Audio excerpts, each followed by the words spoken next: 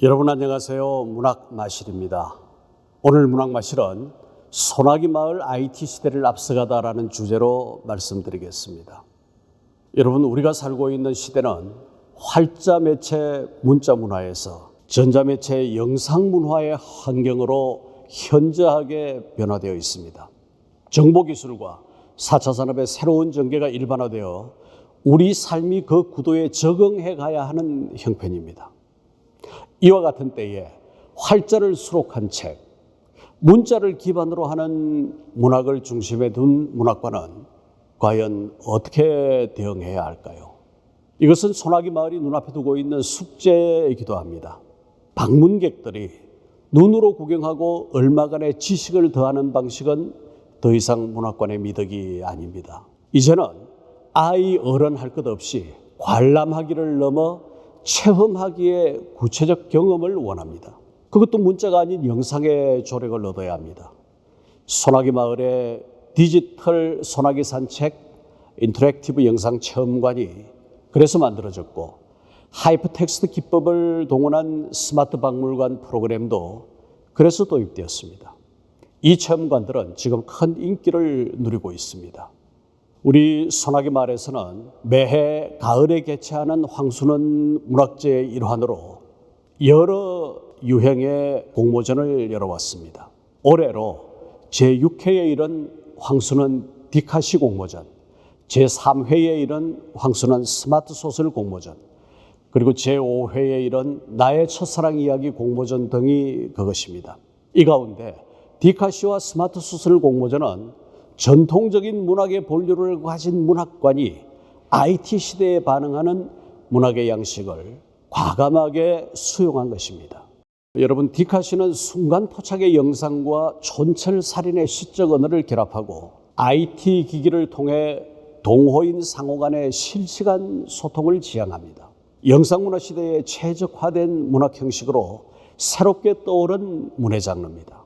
스마트 소설은 일반 소설과 마찬가지로 기성정결, 문학적 해안과 통찰을 지니되 이야기가 함축되고 분량이 짧은 서사문학입니다. 이는 현대 문화 소비자의 취향에 부합하며 스마트폰에 탑재하여 읽을 수 있는 순발력과 속도감과 편의성을 자랑합니다. 그런가 하면 나의 첫사랑 이야기 공모전은 소나기의 원본성과 동심의 순수성, 그리고 첫사랑 테마의 근본주의를 지키려는 노력에 해당합니다. 우리의 가슴 속에 그처럼 소중하고 아름다운 기억이 살아있는 한 우리의 영혼은 피폐해지지 않습니다. 여러분, 우리 삶에는 값을 매길 수 없는 소중한 것들이 많습니다. 시골 소년과 서울에서 전학 온 소녀의 한폭 수채화 같은 첫사랑 사연은 그 하나의 본보기가 되겠지요. IT 환경의 눈부신 변화와 전통사회의 서정적 기억이 함께 공존하는 문학 테마파크, 그곳이 곧 소나기 마을이어야 합니다. 소나기 마을 운영자들이 가진 이 생각에 호응하는 많은 분들이 있어서 각 기의 공모전은 수백 명에서 1천 명이 넘는 응모의 성과를 보였습니다. 이처럼 많은 동참은 비록 문학이 우리 사회의 소수자로 마이너리티로 보일지라도 여전히 인간의 정신과 영혼을 다루는 귀한 영역임을 증명합니다. 그동안 소나기 마을이 힘써온 디카시의 보급과 그 범주 확장은 근자에 와서 놀라운 발전을 보이고 있습니다. 한국에 이름 있는 시인과 평론가들이 디카시의 창작과 비평에 합류하는가 하면 미국, 중국 등 해외로 지경이 확대되어 가고 있습니다. 한국 디카시 연구소가 기획한 한국 디카시 시인회가 창립되어 활동을 시작했고, 경남지부, 제주지부 등이 잇따라 결성되었습니다. 또한 미국, 중국, 인도네시아, 베트남 등을 망라하는 국제조직으로서 국경 없는 디카시위원회가 협회와 병설되어 있기도 합니다. 여러분, 디카시는 시대적 조류인 디지털 영상과 조화롭게 연대하고 그에 친숙한 사람들의 표현 욕구를 가장 적절한 방식으로 수용합니다.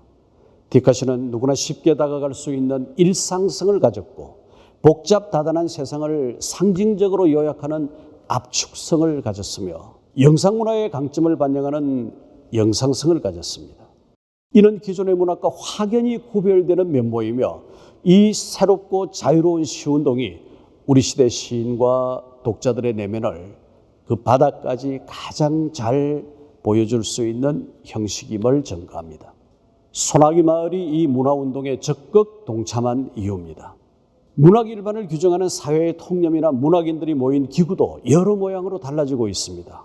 그동안 한 세기가 넘는 역사를 가진 문학단체들의 모형은 동시대에 급변하는 문화적 기반을 적절히 수용하거나 감당하지 못하는 형국이 되었습니다. 이처럼 어제와 오늘이 다르고 또 내일이 다를 문화 및 문학적 환경에 민활하게 대처하고 동시에 일반적인 작가와 독자를 광범위하게 수용한다는 취지에서 지난 5월 26일 한국 디지털 문인회패가 창립되었습니다. 이 행사에 수백 명의 창립 회원이 운집했죠. 실로 상전백회의 변화가 아닐 수 없습니다. 물론 전통적 문학의 존재 양식이 오늘에 이르러 와해되거나 퇴출된 것이 아닙니다. 그러나 시대 정신과 현실적 상황이 너무 많이 그리고 급속하게 달라지고 있습니다. 이른바 디지털 시대입니다. 중요한 것은 인간의 정신 영역을 표현하는 문학의 현장에도 이러한 새 물결이 하나의 파고를 이루고 있다는 사실입니다.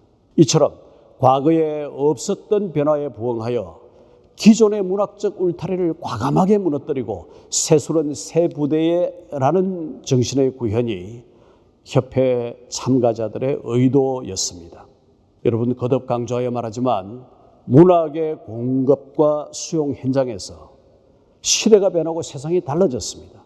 과거 메이저 언론이 독자의 주목을 독점하듯 붙들고 있던 상황은 이제 더 이상 통용되지 않습니다.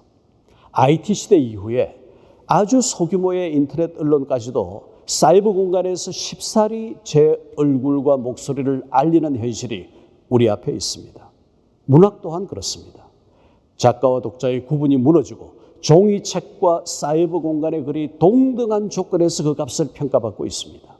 우리 소나기 마을은 이 고정가치 부재의 시대, 변모와 상호작용의 시대, 그리고 매일같이 차원이 다른 전환기에 있어서 어떤 역할과 기능을 수행해 나갈지를 고민합니다. 그럼에도 불구하고 변하지 않는 목표와 방향성은 이 모든 일이 궁극적으로 황순원 선생을 기리고 현양하는 데 있어야 한다는 것입니다. 그러기에 일찍이 공자가 논어에서 말한 온고이지신의 가르침이나 유학의 경전, 중용의 교훈이 이 IT 시대 한복판에서도 여전히 설득력 있게 통용되지 않을까 합니다. 여러분, 오늘 문학과 실은 소나기 마을 IT 시대를 앞서가다라는 주제로 함께 대화했습니다. 시청해 주신 여러분 대단히 고맙습니다.